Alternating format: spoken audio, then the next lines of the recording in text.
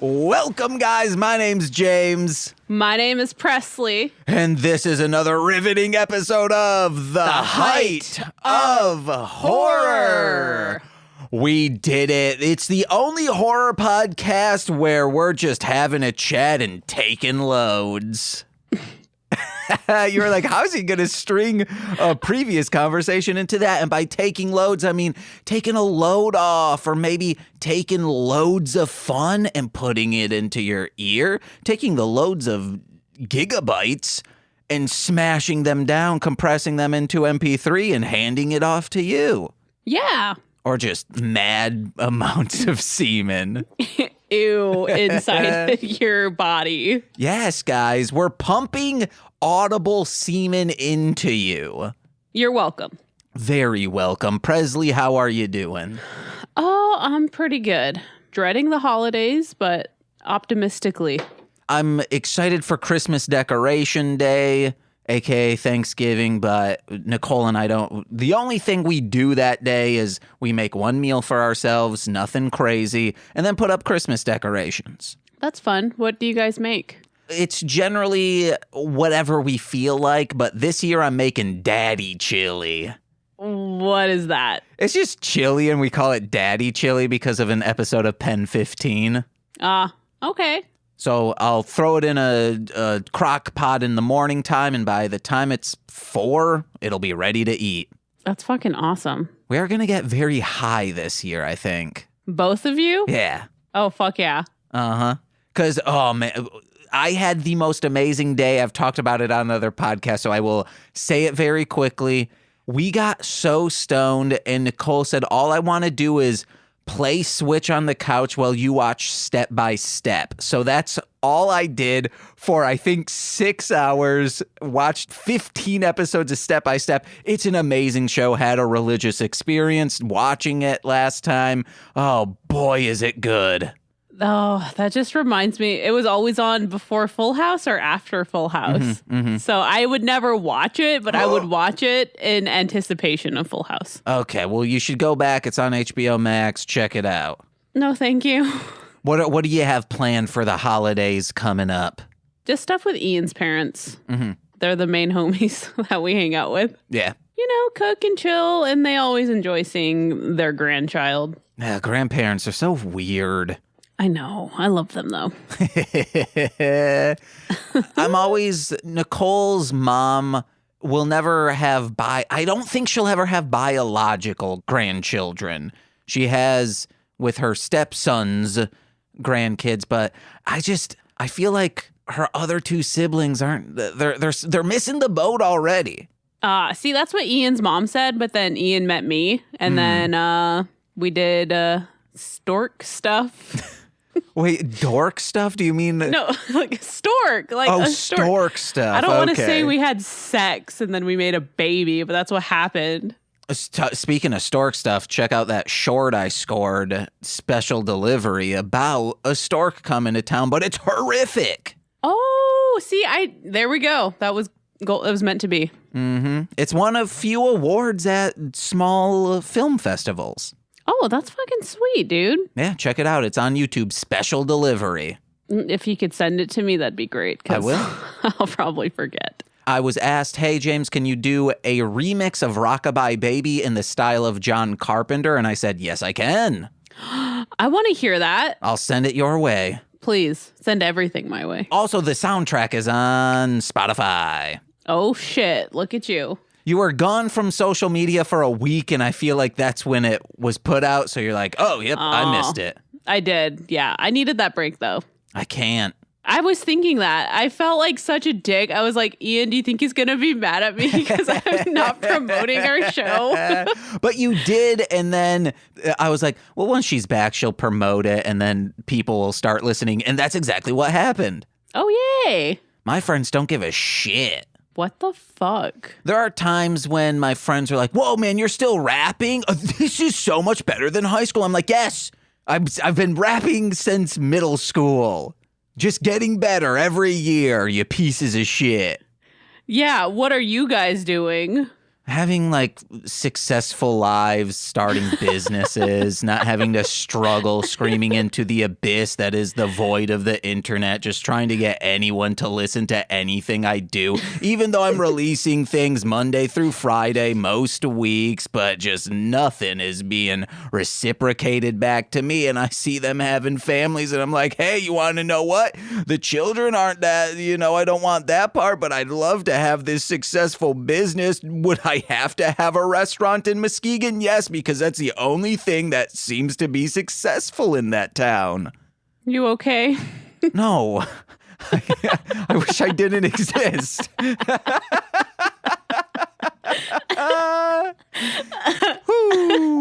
Sorry, I didn't listen to your podcast. I just bought a house.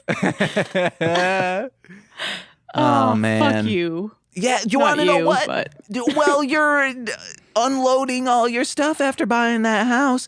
Listen to that podcast, or maybe don't buy the house and join patreon.com/MLM pod instead of having that mortgage. Someday I'll be a success. You're successful to me. Okay, well, my bank account that doesn't convert to I after that day of step by step, or it might have been a night of just sitting down with Nicole. No, I know the exact night. I sat down. It was snowing a little bit outside here in sunny Chicagoland, Illinois. Socks and butter were right next to me. I was watching Spider-Man, the 1978 version from Japan, and I was like, if I just was making 12 grand a year, I would have the perfect life. 12 grand a year? That's all I need to exist. Technically, 12 grand is more than I need to exist. Dude, you could also get government assistance. You'd be a king.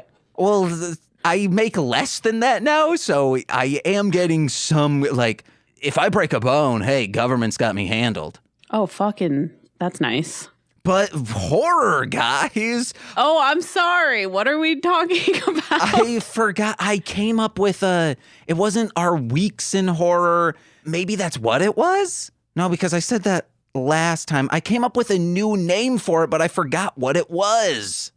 Usually I remember everything, but I don't remember this. It was something that I came up with in the last 2 weeks. Okay. But I don't remember it. Oh, balls. I'll figure it out. But Presley, what have you watched in the last 2 weeks, if you have any to recommend? Oh my God. I've been watching Christmas movies. Have you seen The Killer Tree, I think is what it's called? No. It's on Tubi. It's a UK movie where it's a Christmas tree that is demonically possessed and it kills people. Fuck yeah. Nicole wants to do that for Straight to Patreon in December. And I was like, yeah, absolutely. Because we were originally going to do Santa Jaws, which I recommended last time. Did you watch that yet? No, I forgot about it. You got to watch Santa Jaws. Is it phenom? In the bad way, yeah. Okay, that's great. No, speaking of bad way, this movie that we watched. We will be getting into that. I have anything of Christmas you want to recommend? No, see, my cheesy ass just likes like A Christmas Story, The Family Stone, The Grinch, Jim Carrey, not the new one with what's his butt. Oh, no, that one's good. I've never seen that one. The 3D animated one? Cumberbatch. Yeah, so Nicole's family stands The Grinch. And when that one came out, Nicole was like, wait, why were people hating on this? It looks beautiful and it's a heartwarming story. So she recommends. I haven't seen it is the thing, so I'll check it out. Have you seen Halloween is Grinch Day? No. It's a Halloween version of The Grinch that Dr. Seuss had written, and they made it into like a 30-minute TV special. Okay. Is it The Grinch, but Halloween? Yeah. Halloween's Grinch Day, whereas Christmas is Who Day. Oh, that sounds adorable. Okay. I'll check it out. This last 2 weeks, I truly have been watching mainly just Step by Step and Spider-Man, but I did watch 2 horror movies. The first was the sequel to Monster'd that I talked about last episode. The monster, but with turd in it, where it's just a big giant shit monster. You can watch both this and its sequel, Dead. I don't want to say that it's this movie. The last half is so fucking good, but the first half is just that mid 2000s shock humor that just is so cringy and hasn't aged well, where this man from the first movie wants to test out this like potion to bring people to like make super soldiers out on people. So he goes to a school for the mentally disabled and uses them, but they turn into zombies. And but like that first part is just mean-spirited jokes, and then the last half is a fucking, I don't know how they did it on this budget, amazing zombie movie. Huh. And it's fucking Trauma. It was, so Trauma didn't put it out, but you can watch it on Trauma now, but you can also watch it on Tubi, both Monstered and Retard Dead. It's DEAD. I highly recommend both of those, but the other one Nicole and I watched together, Hollywood Chainsaw Hookers. Have you watched it? I've heard of it, but I have never watched it. It's cherry so good because... do you not like cherries? No, is it Trauma? Oh, no, it's not Trauma. Oh, okay. Well, I'm sorry I made that face at you. Nicole has only liked one Trauma movie, and I don't know why, and it's The Evolved Part 1. Guys, Google it, and you'll be like, yeah, why did Nicole like this? So, like, it's one that I had trouble enjoying, but because I watched it with her, I enjoyed it because she was loving it so much. But Hollywood Chainsaw Hookers is this satire of a noir, but it might not even be that. It might have just like been in a rewrite that they added in this weird satirical gumshoe style voiceover. It's super campy. It's about a cult, a chainsaw cult of sex workers who chop up men for their god. And it is fucking rad. Highly recommend. Of course, it's on Tubi. Oh, hell yeah. 2 thumbs up. But you want to get into like kind of like one side thumb up / down of a movie?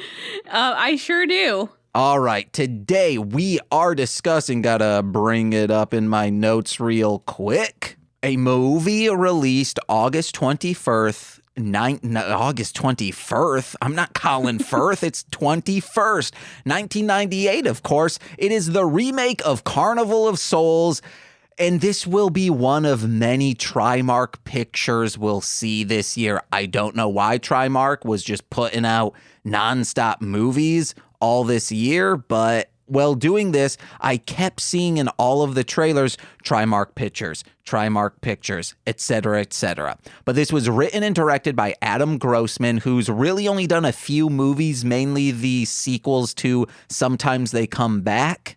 And this was executive produced, I don't know why, by Wes Craven. That caught me off guard. I wasn't prepared for that. Yeah, it's weird, but this film was given a limited theatrical release, but largely delegated to the rental / home video sector of movie consumption.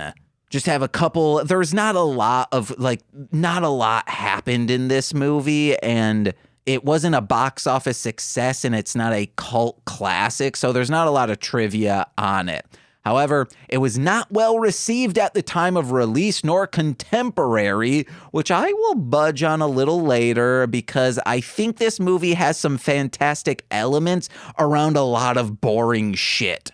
So, Sean Handling from HorrorNews.net stated that although the film was, in quotes, a decent little fright picture, unquote, and its style made up for its lack of originality, Handling criticized the film's, in quotes, run-of-the-mill, out-of-quote, performances, writing, predictable story. I don't think the predictable story thing, unless you know, sometimes I didn't understand the story. If I had not seen the original, this is the only movie with a twist ending that I recommend everyone know before going in so you can appreciate the little Easter eggs later along the way.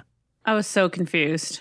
Have you seen the original? I haven't. Okay, so all right. I thought you did, and I was like, all right, we're going to both come into this knowing, but I have a lot of Easter eggs that I was like, if this ends how the last one ended, I think these are very good lines in here. So I wrote a lot of those down. Okay. He also criticized the lack of scares and choice of music. And speaking of music, zero organ.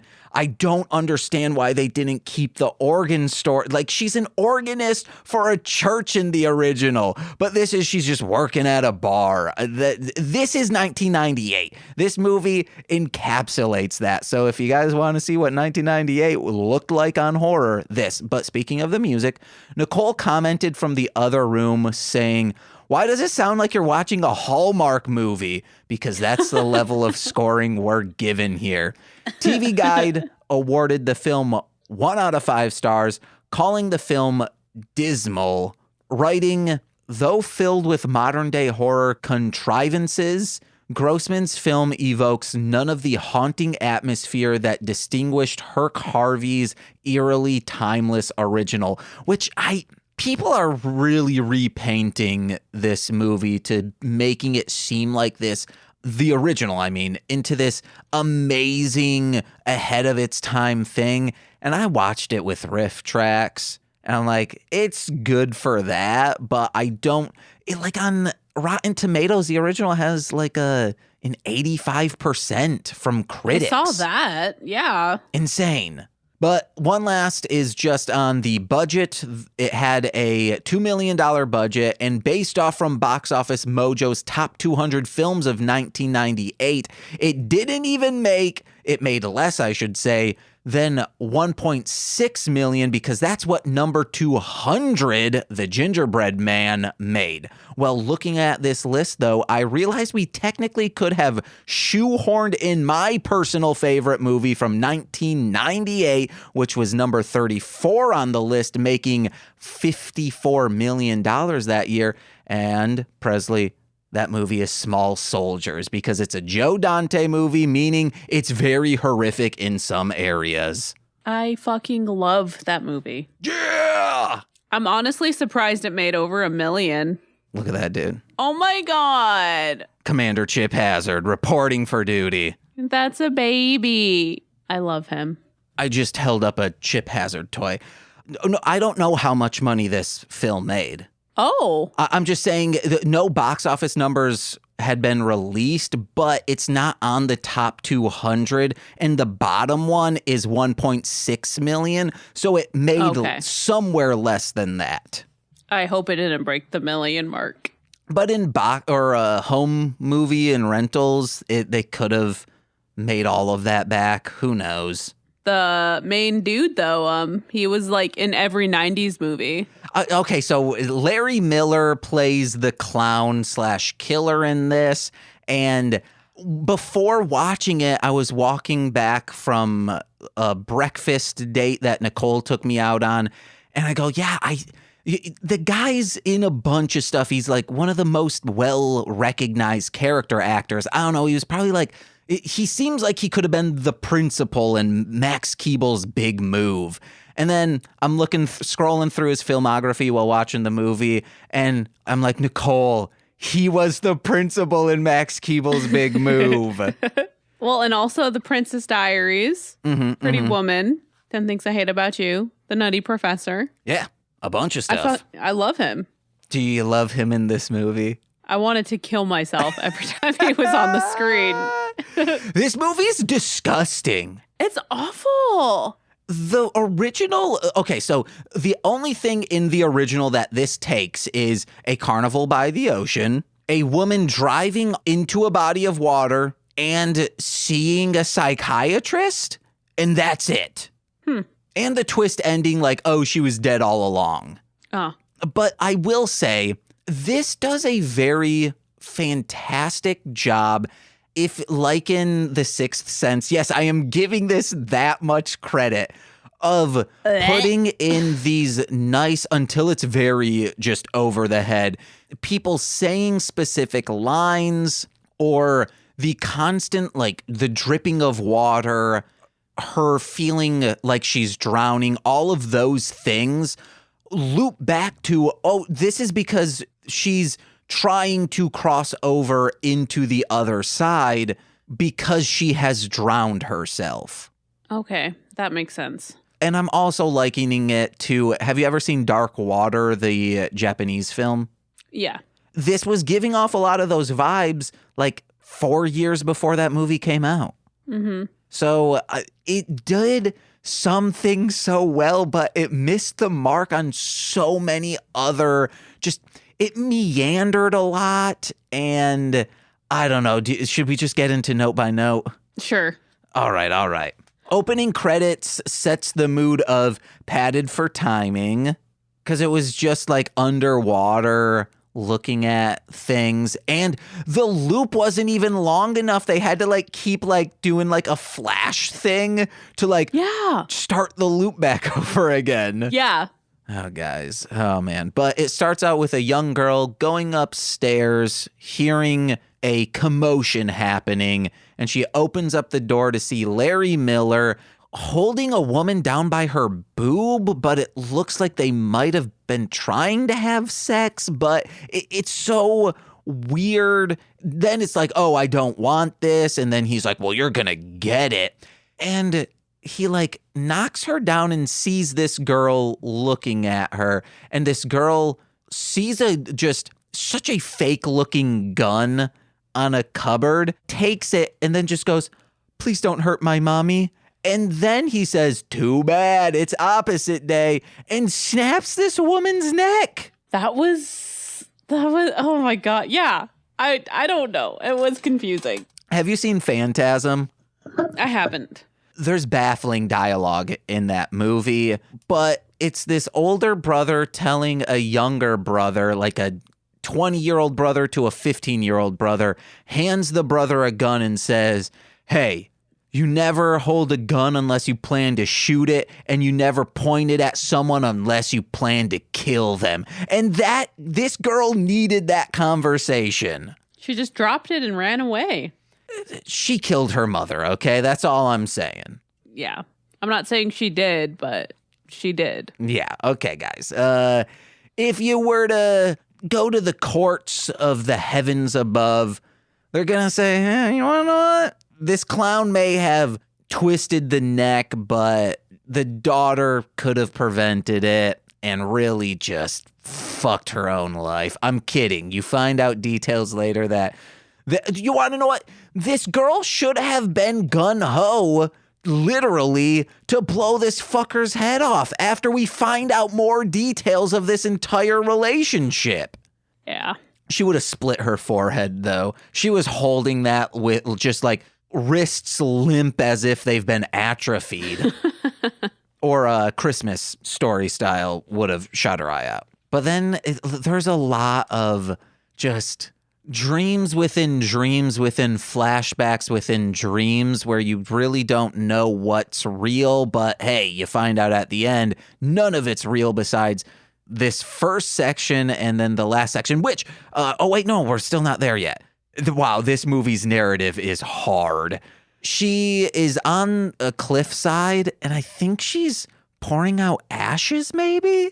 Wasn't that in the middle of the movie? Maybe that was in the middle. She goes to this cliffside a lot, and she's usually smoking a cigarette, which is cool, guys. Undeniable. If you're on a windswept cliff smoking a cigarette with sunglasses on, you're the coolest person in the world. Oh, she was on that cliff so much. They're like, we have 5 shooting locations. We need another cliffside. And then, oh yeah, this is why I was like, this is filthy. So she goes to like make a phone call, maybe? I don't remember why she's on the pier. I guess we shouldn't.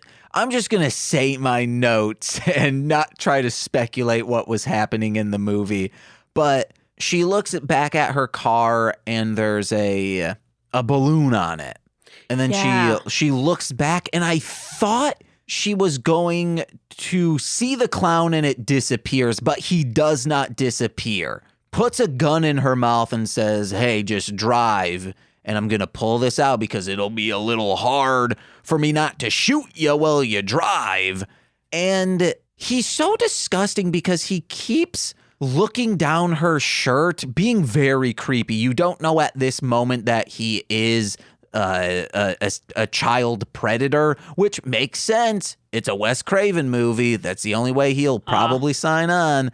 And he keeps like putting the gun into the top of her shirt, the neck hole, then like opening it up and looking at her tits. And it's, you a Max Keeble principal, sir. Did you notice how bad there was a head punch in there somewhere? It was so bad. When they were in the car, he punches her in the head, and it was just horrible. But what do you mean horrible? Like it looked bad, or like, oh no, I think he accidentally for real hit her? Like they didn't sync up during their acting notes. Oh, okay. It was so bad. Like he hits her and then she has like a delayed response. It looks awful. They probably didn't have a stunt coordinator or just a PA on set or anyone to be like, okay, you can't see each other. Let's do 1, 2, 3, hit. And like, that's how you would sync that up. And it gives me vibes like, okay, we have to do this in one shot. So do it right. And they didn't. They did it wrong. I thought this movie would like, why would you remake this movie unless maybe because we're in this era of horror where fans of the genre are now directing the genre and creating in it in this big way. But I don't understand why someone would take this so unknown at the time movie and remake it unless it's a love letter to that movie. This is hate mail. It's just filthy and disgusting. I recommend watching the original, especially with the riff tracks live added on top of it. Ooh, baby. Who said, he says, one of the lines that he says, I never hold a grudge, right, boys? And then like, I guess her tits are the boys because he puts the gun back down and says, yaga yow. Oh, yeah. He's so fucking creepy. I mean, like that is, at least this man's creepy, but I don't know if it's because of him or the bad directing or just kind of always sweaty. I don't know what makes this man creepy, but he is. You want to know the worst thing about this whole situation, movie, and that man? What's up? One of my friends told me that guy looks like my dad. So I can't. So this movie, I'm just like, no. You need a cleanser palette, get on Disney Plus, watch Max Keeble's Big Move. That's almost worse. What? No, Max Keeble's Big Move is really good. No, I know. I love that. I saw it in theaters. Okay, good. It's got Josh Peck in it. I know. Blanket. And then she drives up because she does a noble thing. He says, hey, what I'm going to do to you is bad. I'm going to kill you. But what I'm going to do to your sister is going to be even worse, implicating sexual assault and torture, all of that stuff. So she says, I'm not going to drive to her. I'm just going to drive off this pier and going to kill both of us. But then flash forward, we're some period. We end up finding out that event happened 5 months ago, but we don't find that out until midway, maybe even further, when she's in the psychiatrist's. Yeah, it just did a weird time hop. Yeah, the original did it great, where it's a bunch of friends and they're race car driving, but drag racing, I should say. They're not like they're not NASCAR. And the men who are race car driving these 4 girls accidentally drive them off this bridge, and all but 4 of them like vanish, and like this girl, just like our main character, shows up out of nowhere, out of the water, out of this muck from like a Utah river. And she's like, oh, where am I? Where am I? But we find out later that she's at that moment was dead, and this is all a post-death hallucination or something. And then that kicks off her going to a different town to be a church organist. It's very weird of a movie, but also very good.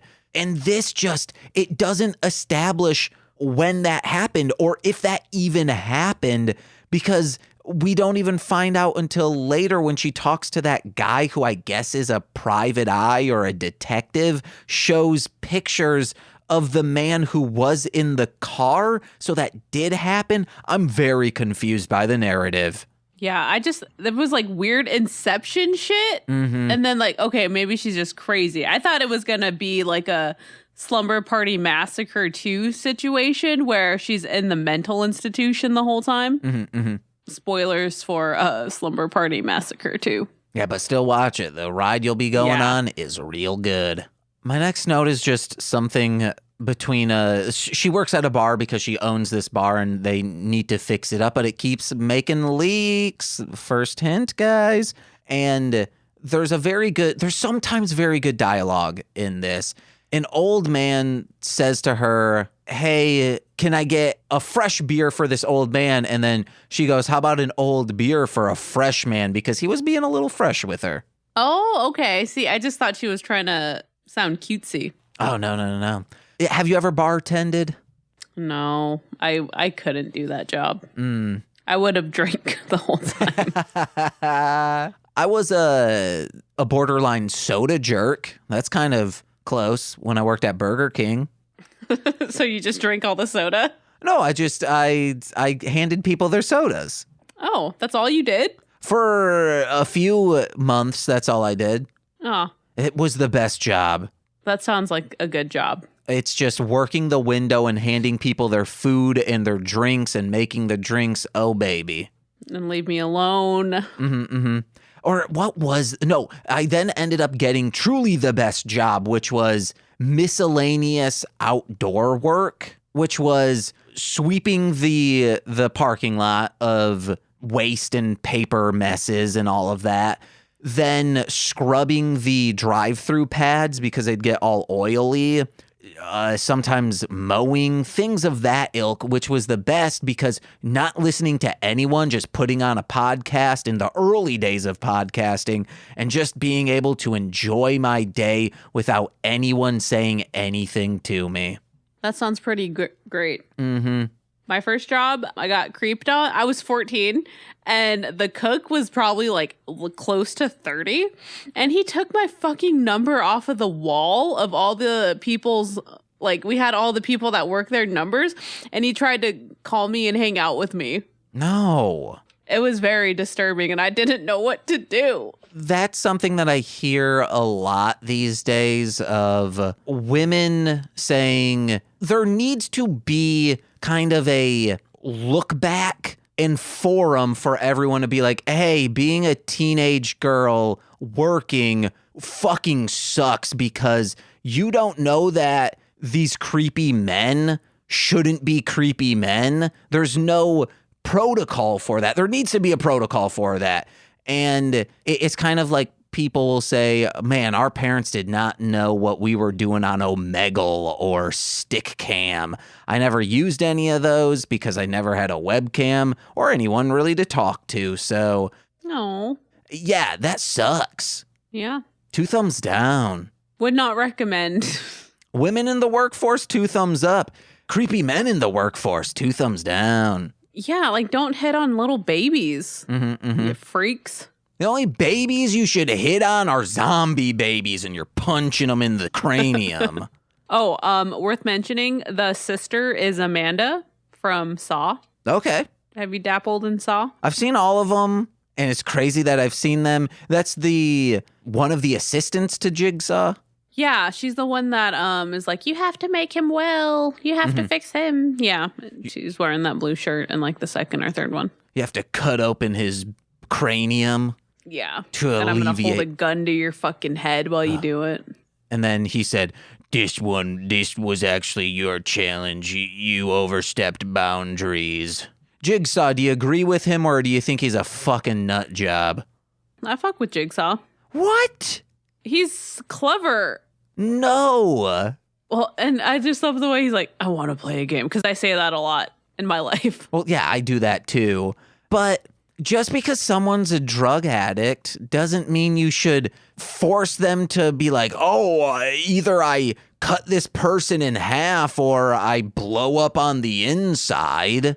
It's clever, though. Like, if something really, really, really bad happened to you and someone else caused it, you would have feelings of, oh, I want to fucking kill this motherfucker. Okay, well, if you want just clever Rube Goldberg's things, just watch a Pee Wee Herman. Pee Wee Herman is the better Jigsaw, okay? I would want to explode myself more than watch Pee Wee Herman. Have we talked about this before? That you don't like Pee Wee Herman? I gotta say, I watched the first one, the movie. Mm-hmm. I watched it when I was way too young, and it just gave me the worst vibes. And I've never seen the TV show. TV show slaps. Everyone should watch it. Yeah, not me. That was a show that when I watched it with Nicole does not like Pee Wee Herman. She thinks he's creepy, but she was like, yeah, I understand why you like this. This is a show seemingly made for James. I could see that. See, I don't hold it against him that he got arrested for jerking his gherkin. Yeah, it's what you should be doing in one of those theaters, and it's crazy how it's not allowed in one of those theaters. Yeah, I don't get it. Oh, well. I didn't make the rules. As a child, I always just thought he was masturbating in a normal theater, and that was kind of what I was fed all along. Then when I did the research, it's like, oh no, he was in a porno theater. Yeah. Let Pee Wee Herman masturbate, guys. He just give him that. He just, that's all. Yeah, I was just so upset that there wasn't any church organ in this. There was nothing remotely close to church organ. I don't know where this is in the movie, if I skipped a bunch of stuff then wrote this note, but we then see Clive Barker's Car Wash starring Snoop Dogg and Dr. Dre. Because she's in this car wash and these like flesh monsters start trying to get at her. And there is a man. I have been to so many car washes in my day. There is not just a man in the middle scrubbing one window. It wouldn't happen. No, it wouldn't. He'd be getting covered in like hot ass oils all day. No, I was so confused by those monsters too. They literally had nothing to do with the movie. Zero. Clive Barker. Okay. You're right. How could we? They're like eyeless flesh creatures. I guess maybe that's signifying demons or her demons, which would be you can't see, you can't hear, and that's kind of like keeping this secret that happened to her all along. I don't know. Yeah, all of that. I don't know. I don't have any rhyme or reason for them. Guys, what do you believe? Let us know in a 5-star iTunes review. I'm kidding. Let us know Height of Horror on Twitter. I think that's our Twitter handle. I gotta get a Twitter. No, I don't want Twitter anymore. Yeah, like, I'm going to get on Twitter now. Yeah, I'm good on that. Who was that really old little lady? I put down wedding singer grandma. She owned just a general store where she was getting a water pump from because the basement started flooding a little bit. Like, it's not a lot of water. It was like, what, a bucket full? Yeah, it was a puddle of mud. Yeah. Insert a song they sang. She fucking hates me? Was that Puddle of Mud? Blurry. What's Blurry? That's a Puddle of Mud song. Sing the Puddle of Mud. I don't know it. I can't sing, Jay. You can't put me on the spot okay, like then that. say the lyrics. Take it. I said say the lyrics. I can't say it without singing it. When you shove it in my face. So that's part of the lyric. That's the worst lyric. What? Who does she fucking hates me? That's probably them too. Not she fucking hairs me. She fucking hairs me. Yeah, that's Puddle of Mud. That's her big #1 hit. She fucking hates me? Yeah. Do you remember the remix of that song? She fucking blocked me. No. Okay. It was on like Newgrounds or E-Bombs World or something. Okay, that's not a remix. That's a parody. Yeah. Whatever, your fancy words. That's not fancy. That's a normal word. This remix of Carnival of Souls. This is so not a remix of Carnival. Like, if you were to be like, hey, what's this movie? You know nothing about it. Nothing about this besides her dying in the beginning and it all being a fever. That's the only resemblance of the original. My last note is plot twist in quotations, because I feel like this has been done before too, like variations. That was a lot for me, and I just had more questions than answers. Just think if the remake of or reboot of, I don't know, Friday the 13th was kind of like Jack. Do you remember the movie Jack with Robin Williams? That's who I named my son after. Wait, really? No. Oh, okay. Have you seen the movie? I really do love that movie though. It's like that. It's Jack. So it's a child with some sort of disability. And hey, we remade Friday the 13th. I fucking hate that comparison. That would be this. This is so nothing related to, okay, then maybe his mom killed some teens in Jack, and that's it. I hate it. I hate everything about it. Oh no. You're right though. You're so right. You're so right. You're wrong.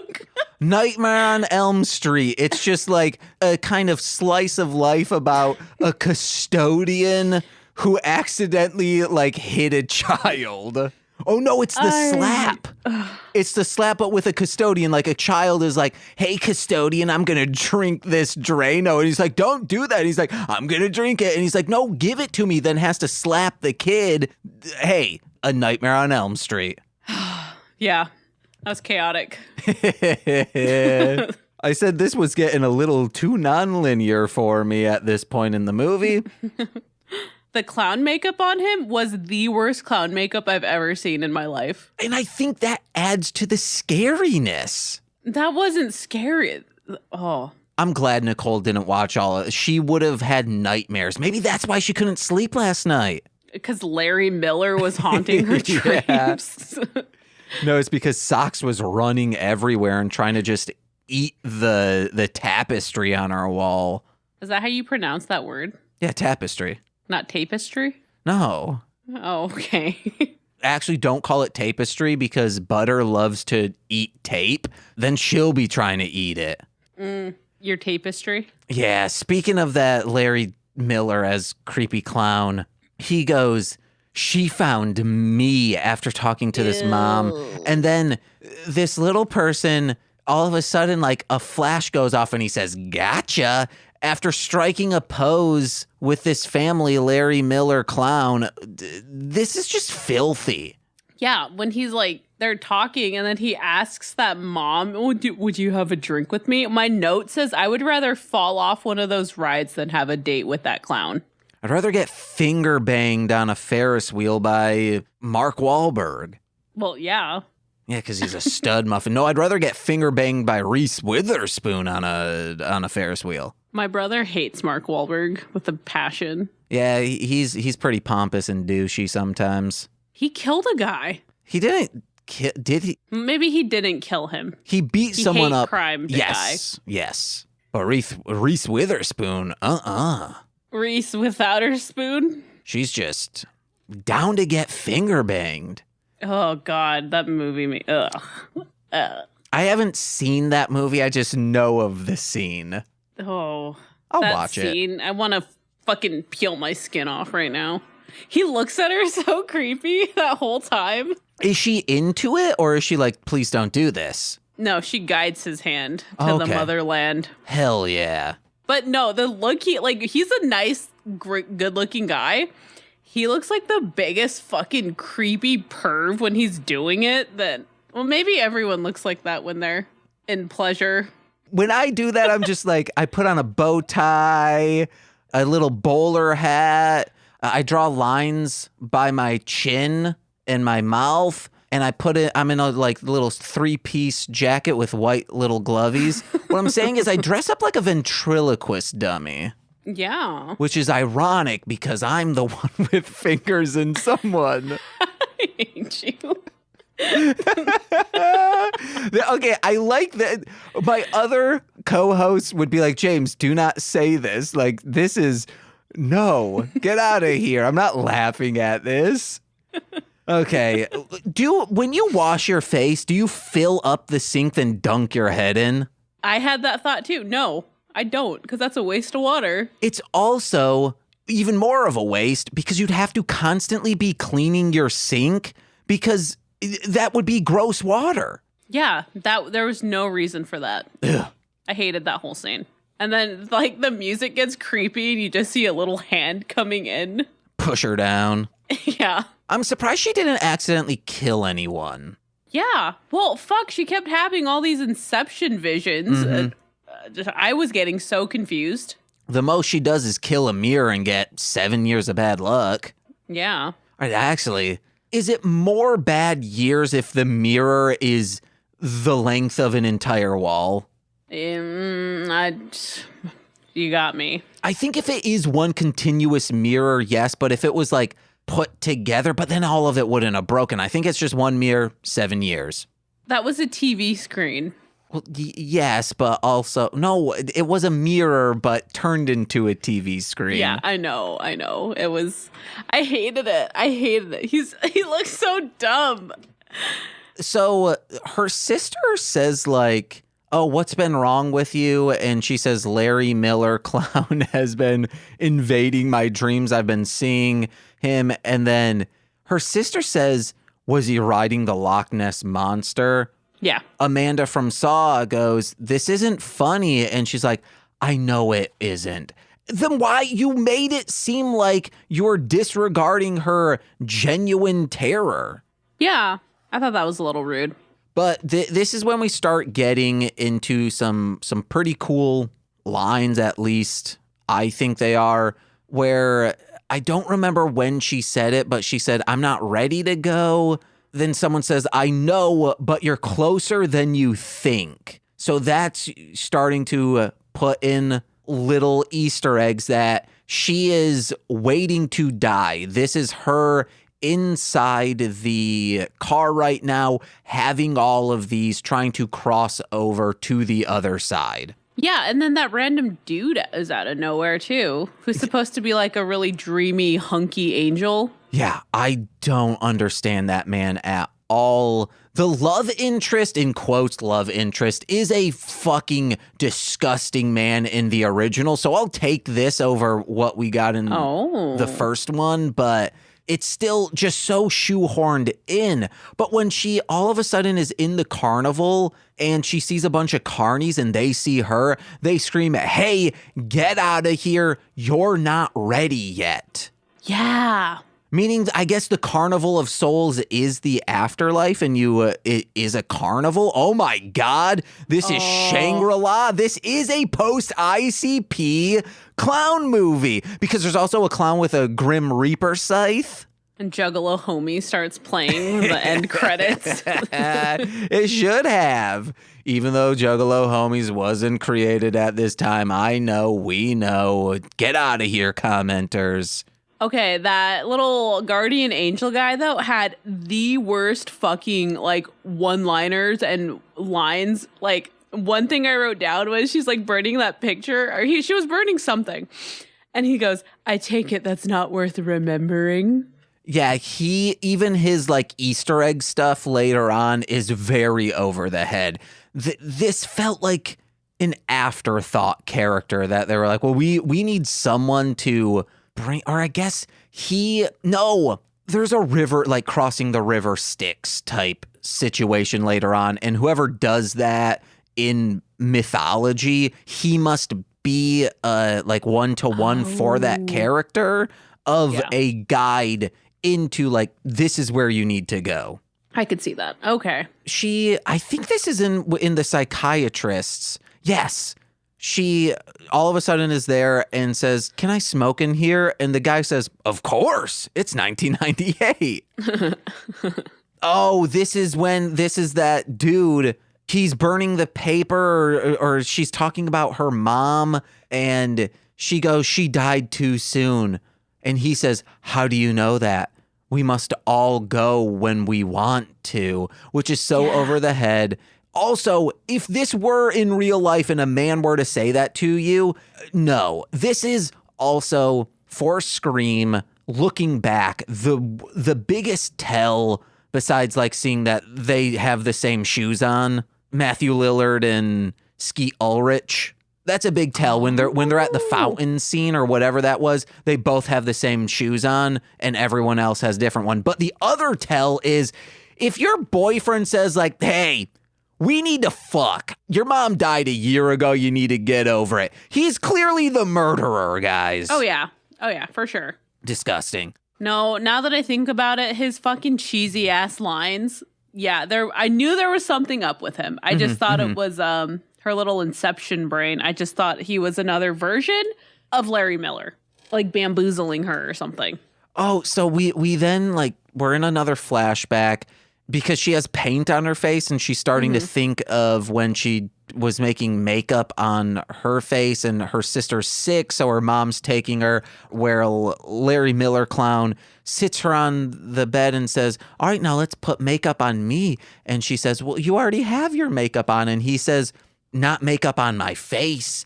And I just don't, like, I know what they're saying, but I don't understand. He wants makeup on his dick? Or on his ass cheeks? I just don't get the parallel there. Bruh. That's yeah. It's gross. I'm not having this it's not good. It's just gross for the sake of being gross. It's not artistically done in any way. You shouldn't do it artistically, but like a Serbian film deals with these things, I'm guessing, right? No, they're not even they're not trying to beat around the bush. They're straight up, you're gonna fuck this kid. Yeah, but it's done artistically, right? No. In subject, I mean, the messaging. It's pretty. Okay. The area.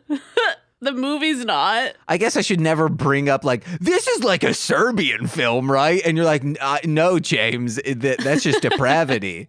Yeah, that's no. So he's gonna molest that little girl. With makeup? I don't understand this movie. So he's gonna say, hey, we're gonna put makeup on, not my face, but he's probably gonna get her to like touch his man parts. And then he's gonna make it look like that's not bad. That's not bad touch because she's putting makeup on him because he's a clown. That's still so weird. Yeah, I know. Like, it just, if you're writing this movie, it needs to have purpose, not just like, this seems like a Tim and Eric bit. That's so absurd to be like, hey, clowns, but then they would be like, really, it's all of a sudden clowns now, instead of doing up their face, it's like doing up their genitals, and it's just clown makeup on your genitals, and that's how you make people laugh. Like blowing, then like, ooh, this would actually be very funny. Seeing a penis blow up a balloon with like the tip of their dick. Ew, that's not funny. I guess that's more Wonder shows and not Tim and Eric. Yeah, that's a sight to see. Okay. She's all of a sudden is like, hey, I need to go to this carnival, but I don't know how to get there. It's on the other side of this lake river. And then all of a sudden that dude shows up and he says, I can take you. And then it truly is a River Styx boat ride. And she even says, I feel like I'm going to hell. And sometimes you must face demons to see angels. This part, just clearly, we know where we're going now. Yeah, I'm glad you wrote that quote down because I did too. And then I wrote, dude, shitty one-liners underneath that. They're shitty, but it's not like pickup lines. Well, yeah, but like he's just too wise for this movie. Oh, yeah, that for sure. Maybe I should call in Nicole and say some of these one-liners to her. Yeah. No, okay. The part where she's scattering her mom's ashes, though, on that cliff, she looked like she watched The Craft one time, and that's her outfit choice. At first, I did not see that it was her mother's ashes. I was like, is this her ashtray that she's dumping out? Gross. Just like scooping it out, letting it go. From the bar, just fucking ashes. But she's also a weirdo, so it's not crazy she would just scoop out ashes from an ashtray. Yeah, I thought that scene was going to have more of a purpose, and I'm like, her sister's going to get mad because she's throwing her mom away. I think that could symbolize why are we trying to find meaning in this? But I guess this is the show, is her letting go because her mother's memory is the only reason she's staying here. So letting go of those ashes is allowing her to not just go live elsewhere, but we know go on to the other side. Thank you. I said I would defend this movie, but now I feel bad that I'm defending it just because of the fuck. Oh, it's not on my face. God. But then she can't even get off because we laughed very hard at the sound Larry Miller clown was about to do because her and Angel Man start fucking and he's good looking. But then I was like, she's reaching towards his back. I was like, there's going to be something gross back there. And then she goes down and peels off skin and she's like, huh? Looks at it, then looks back and it's Larry Miller clown going thrusting into her. Ugh. His makeup looked better though. Yeah, a lot of from now on, she gets to the Carnival of Souls and she starts going into the fun house. And this scene was awesome because it's surrealist. She's tiny in a big room. I really liked this and I wish more of the movie was this. It was the Drop Dead Fred house. I've never seen Drop Dead Fred. Oh, it's so good. That's literally one of my top 5 favorite movies in the world. I'll watch it. Let's watch it together. How? You can do Zoom watches. Okay. It's really good. It's not good, but it's really good to me. I'm pretty sure my sister really likes it.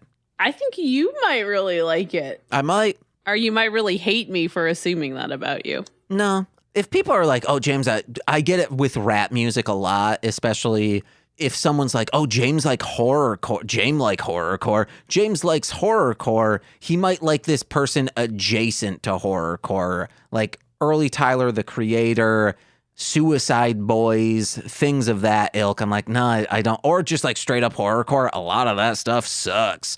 So with movies, actually, people never say hey, James, I think you'll like this movie. And they're never wrong. Well, I hope so.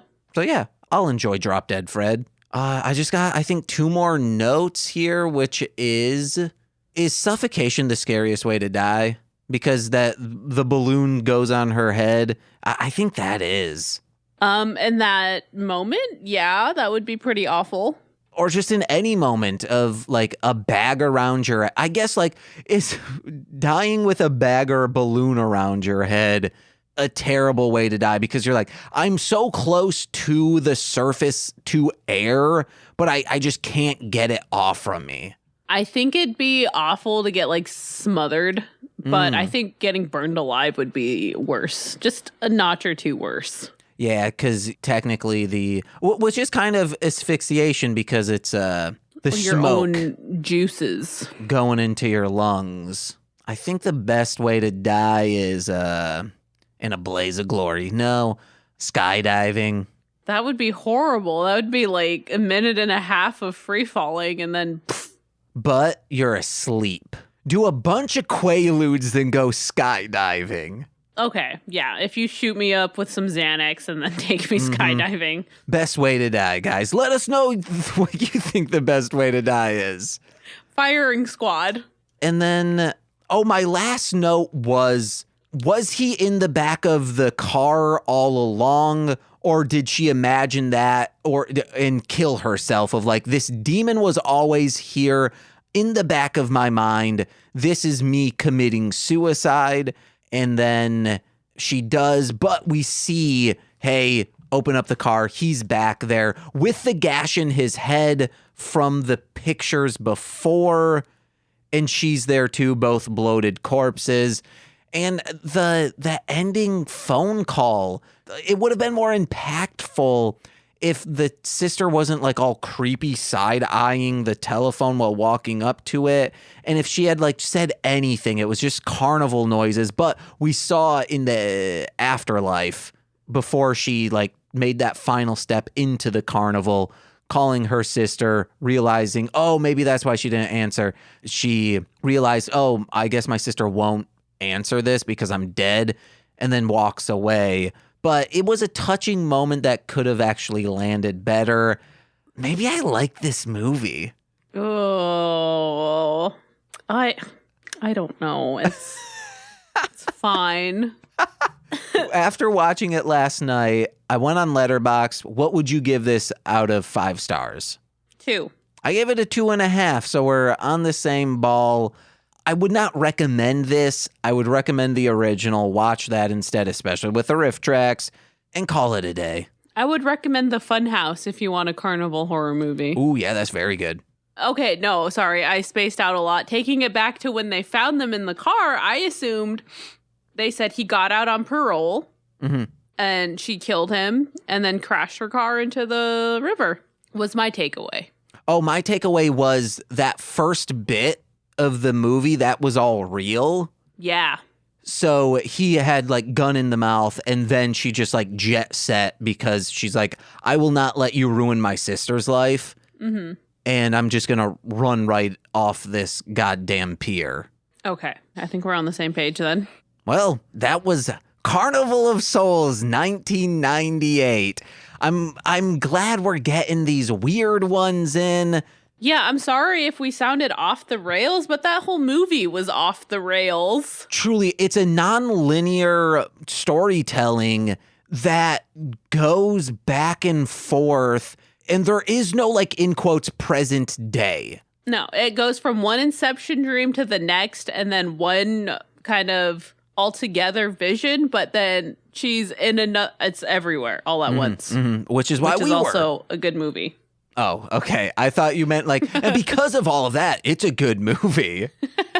Well, do you want to get in with Frankenbucket?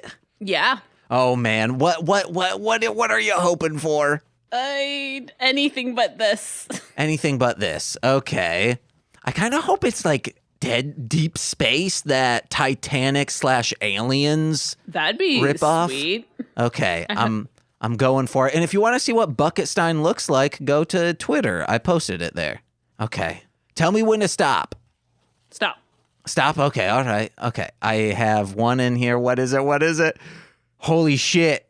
It's Deep Rising. Oh my God. Yeah, that's the Titanic Aliens ripoff. Shit. Ripoff. It's a ripoff, guys. It's a remix. Yes, it's a remix. This is actually the definition of a remix, taking two things, mashing them up together. Oh my God, I'm excited. Oh man, I love Rob Zombie's remix of Halloween. That's a remix, guys. That is an assault with a deadly weapon. It's fantastic. Those are not words I would use to describe it. You want to know what I'll say? Better than the original. Oh, I gotta go blow my fucking brains out now. What are you, written by Rob Zombie? I'm leaving this podcast. Yeah, what you said, I'm going to blow my fucking brains out, is something that man has put to pen. It probably is, isn't it? Yeah. Actually, I bet his scripts don't have the F words in it. He just lets his actors ad-lib, and that's what they do with it. That's the only word they know. I would love to see actual improvisers be directed in a movie by Rob Zombie, and it would probably be very good. Yeah, there'd be a lot of yes and. That's not what people actually say. It's the number one rule of improv. No, it's saying yes to the concept that is being given to you and then building upon it. Oh, I gotta take an improv class then. You don't. You just need to like listen to improvisers talk, and you're like, okay, I get it now. Okay, fair. But then you need to know what the game is and trying to figure out what it is and then playing off from that. Yes, and I... Presley, what you got to plug? I don't really have anything right now. We're still on a hiatus. I guess Ian's show, Horror Corridor. My husband does a little horrorcore show where he interviews a bunch of cool-ass people, you included. Hell yeah, and the people he reviews, that's good horrorcore. Yes, not ICP. ICP is good sometimes. They're not I'm always kidding. horrorcore. I love ICP, them. pretty quality. I've loved them since I was a babe. Hey, you should listen to Sean Marciniak and I on Shuffling the Deck, where we went through the entire discography of ICP to create the definitive introductory ICP playlist. Fuck yeah. And you can find information about that over on MLMpod.com and information about all my other stuff. And December 1st, I think, this will be put out before then.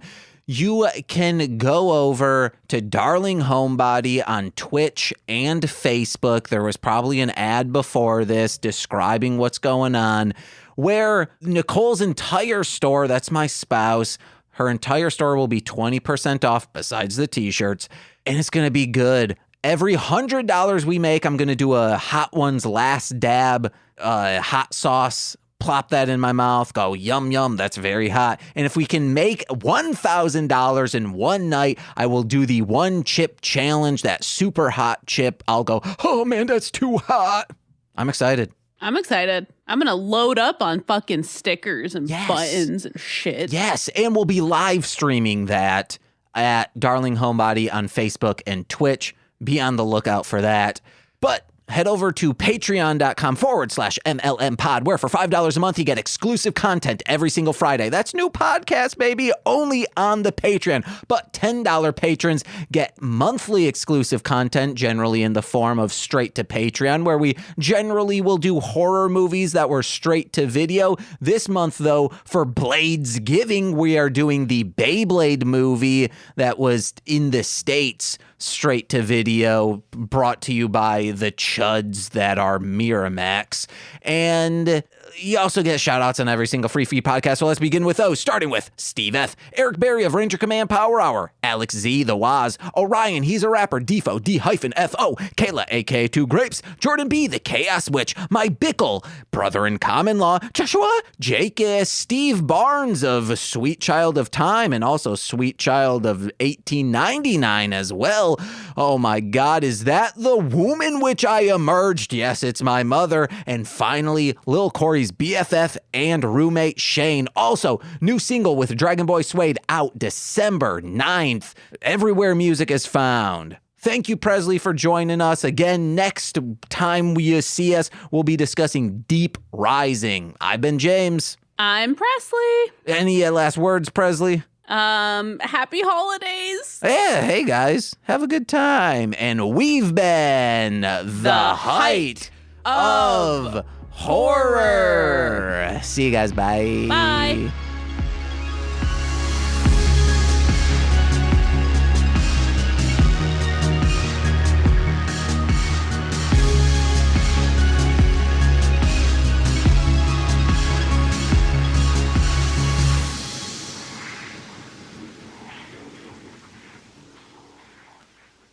I'm going to start recording now. We've been recording, James. You just started recording. Don't act like this was a maybe 5 seconds before I started recording. I recorded for like 10 seconds to see if I could. And I could. All right. Are you ready to rock and roll? Let me put the thing on where I don't lose screen time. Like my screen shuts off, because my notes are on my phone. Okay. I got pen and paper, these are all my notes. I know. I thought I was going to do that, but technology. That's a lot of fucking notes. Yeah, some are just like stupid shit, so it's not like in-depth analysis. One just says, this is a post-ICP clown movie. Oh my God. Hoo boy. Okay, I don't know how to do it, so I'm just going to have to keep going back and forth. Oh, yeah. Parenting, it's hard. It's not for the faint of heart. I'm glad I'll never have to do it. Unless, I'm gonna like, give you a baby now. I was going to say, unless it, like, a family member, like, if my sister were to die and I was financially stable and I was willed her son, I'd be like, okay, yeah, I guess. I'm gonna send a baby to you. Don't send a baby to me. Don't say that into a microphone. USPS. No, that's even worse. If you're sending a baby, at least use a privatized shipping company. FedEx. DHL. DHS. Japan Post, I think, is the generic Japanese to the United States Postal Service. Yeah, that sounds worse.